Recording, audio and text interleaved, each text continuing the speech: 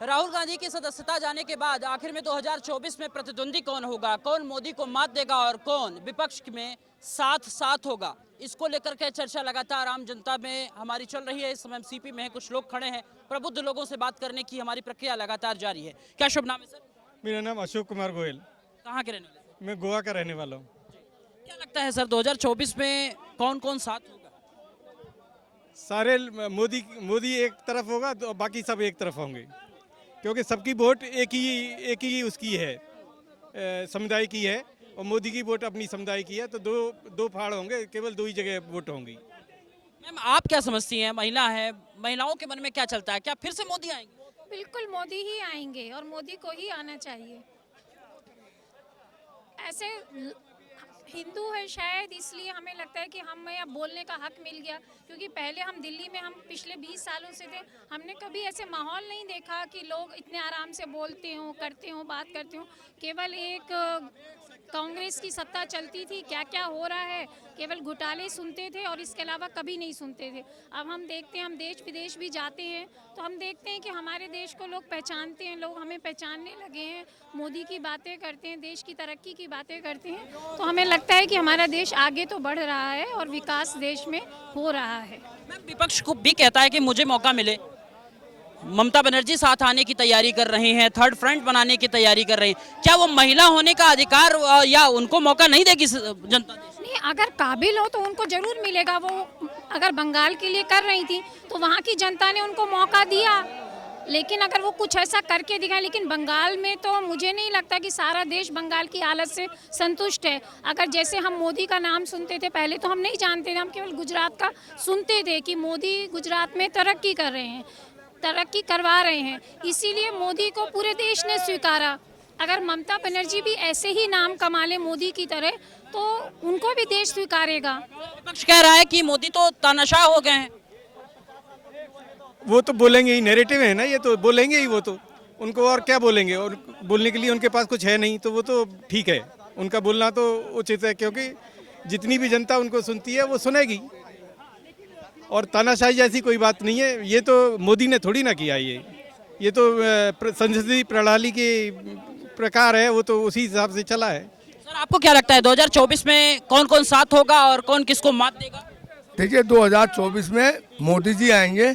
मैं राहुल गांधी और प्रियंका गांधी, सोनिया गांधी से एक सवाल करना चाहता हूँ कि जब इनका राज था तो हिंदुस्तान में चाइना ने कैसे कब्जा किया? जब प्राण रहे हुए थे राहुल गांधी, प्रियंका गांधी, सोनिया गांधी, जब प्राण रहे हुए थे, जब कश्मीर में इतना बुरा हाल हो रहा था, आए दिन बम फट रहे हैं, आए दिन उग्रवादी आ रहे हैं, आए दिन, और जो कश्मीर में और जो ये चाइना में इन्होंने कब्जा किया। जब राहुल गांधी कहाँ थे, मेरा बताइए राहुल गांधी, प्रियंका जी। और जब मोदी जी आए, हिंदुस्तान नंबर 1 पे कर दिया मोदी जी ने, हिंदुस्तान नंबर पे। और सबसे पहले कश्मीर के गरीब आदमी है, मुसलमान है, हिंदू हो, उनको छुड़वाया। और चाइना ने कब्जा कर रखा था, चाइना ने हमारे हिंदुस्तान के अंदर उससे छुड़वाया। आज राहुल गांधी कहते हैं मोदी खराब है, सबसे ज्यादा तू खराब है। इटली में तुमने शादी करवा रखी है, जब कमल है तो कल है। और जो उत्तराखंड में, मैं ऑटो यूनियन लीडर, दिल्ली का चीफ मिनिस्टर, और उत्तराखंड में 4 साल पहले जब भूचाल आया, सवारी ने मुझे बताया कि भूचाल आया, हमारा नेता तो इटली में मजे ले रहा है, राहुल गांधी मजे ले रहा है इटली के अंदर। ये विदेशी आदमी है, इनको देश छोड़ देना चाहिए, यहाँ से भाग जाना चाहिए। और जो यहाँ पर जब से मोदी आया, हर आदमी खुलेआम घूमता है, यूपी हो, हरियाणा हो, पंजाब हो।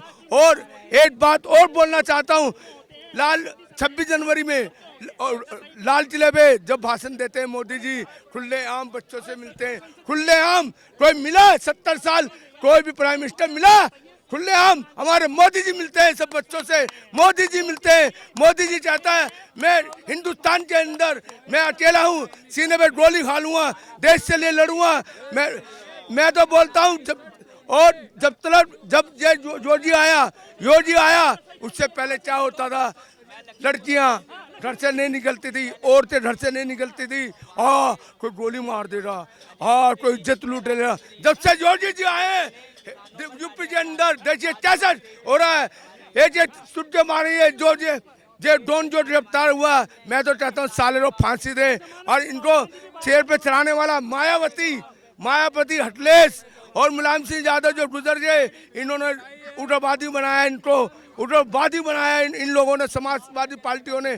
जब देखा हमारा बस नहीं चला, इन्होंने बनाया डॉन, इन्होंने बनाया ये मायावती और हटलेस और लालू जी, ये इनके गुंडे हैं, ये यूपी के, ये इनके गुंडे। मैं तो चाहता हूँ ये जितनी भी समाजवादी पार्टी है, मायावती और कोई भी हो, इनको 18 सालों में जेल में बंद करो।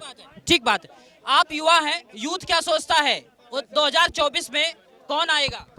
देखिए 2024 में जिस प्रकार से नरेंद्र मोदी जी ने काम किया है, सर्वप्रथम तो मैं मोदी जी को धन्यवाद देना चाहता हूँ। जो राम मंदिर का जो निर्माण, श्री राम जी को 14 हजारों सालों से इनको बिना उसमें रखे और आज राम मंदिर की नींव रखी गई है। मोदी जी को सर्वप्रथम मैं तो ये धन्यवाद देना चाहता हूँ। और युवाओं के लिए उन्होंने एक नई दिशा, एक क्या बोलते हैं उसको, यूथ किधर जाएगा कुल मिलाकर, अगर हम ये जानना चाहें तो? यूथ ये मोदी जी के साथ है। कहाँ के रहने वाले हैं? हम जयपुर से हैं। जयपुर के लोग जो हैं, अतीक अहमद या यूं कह लीजिए 2024 का जो चुनाव है उसको लेकर के राजस्थान क्या सोचते हैं? राजस्थान में 25 में से 25 सीटें लोकसभा की आएगी। अब अगर महिलाओं की सुरक्षा की बात जैसा आपने कहा, आपको लगता है कि 2014 के बाद से कुछ परिवर्तन आया? अब पेपर में या वैसे तो इतनी न्यूज़ नहीं आती, पर इतना बड़ा देश है और अगर ये कुछ गलत काम, रेप, ये सब होते हैं, ये तो हमारे समाज को अपनी सोच बदलनी पड़ेगी।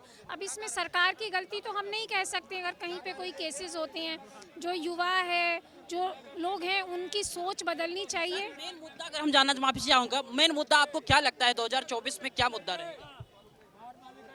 नैरेटिव चलेंगे बस, ये जो पप्पू चलेगा पूरी तरह से, और वो ये जो बना रहे हैं अभी सावरकर वाला वो चलेगा। इस तरह से ही नैरेटिव जो बना रहे हैं ये लोग, वही नैरेटिव चलेंगे। प्रियंका गांधी कह रहे हैं कि मेरे भाई को पप्पू कह रहे हैं। पप्पू तो है ही, वो तो पप्पू है ही, इटली का गुंडा है वो तो इटली का गुंडा है और मजे ले रहा है। इटली में शादी कर रखी है। मैं ऑटो वाला यूनियन लीडर, दिल्ली का होने वाला चीफ मिनिस्टर, मैं इनकी पोल खोलता हूँ। जब मैं ऑटो चलाता था, सवारियाँ मुझसे कहती थी और कांग्रेस से विधायक कहते थे इनने राहुल गांधी ने इटली में शादी कर रखी है। और ये सोनिया गांधी कौन है? ये भी विदेशी है। और इंदिरा गांधी का आदमी, जो राजीव गांधी का जो बाप है फिरोज गांधी, ये सारे उग्रवादी हैं, फिरोज गांधी। इस तरीके से अगर बात करिएगा, कई बार तो ऐसा भी है कि लोग आरोप लगाते हैं कि ये तो भक्त हैं। मोदी के विकास की बातें जो हैं उसको तो पारदर्शिता के तौर पर रखिएगा ना। देखिए, बेरोजगारी है। मैं बेरोजगारी नहीं जानता, मैं इतना जानता हूँ 70 साल जिस इंसान ने मंदिर नहीं बनवाया, हमारा राम मंदिर, और आने वाले मोदी ने बनवाया, तो मैं तो इसी को पूजा करूंगा ना।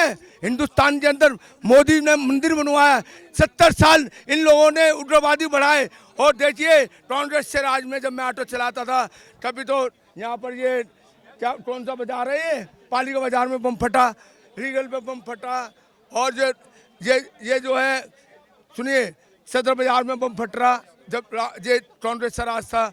कभी ये कौन सा बाजार है यहाँ पर, ये सरोजनी मार्केट में, ये इनके राज्यों में बम ही फटते थे। जब दिवाली बनती थी बम ही फटती थी। जब से मोदी आया कोई साला उग्रवादी पैदा नहीं हुआ, कोई भी उग्रवादी पैदा नहीं हुआ। और चैलेंज देते हैं उग्रवादी को मोदी जी कि तुम एक मारोगे तो हम 10 मारेंगे, ये मोदी जी बोलते हैं। और योगी जी जो यूपी में, मैं ऑटो चलाता हूँ, आज देखिए यूपी में बच्चा ऐसे घूम रहा, नहीं तो ओहो यूपी के बदमाश यूं गोली लेके चलते थे। बिल्कुल सही कह रहे हैं अंकल जी। क्या रहने वाले? मैं यूपी से हूँ, जिला जालौन। भाई साहब खौफ है अपराधियों के अंदर। अपराधी क्या कहते पता है, एक मिनट, अपराधी क्या कहते पता है? कहते भैया सब्जी बेच लेने दो, 2 वक्त के रोटी खा के कमा लेने दो, लेकिन इनकाउंटर मत कर।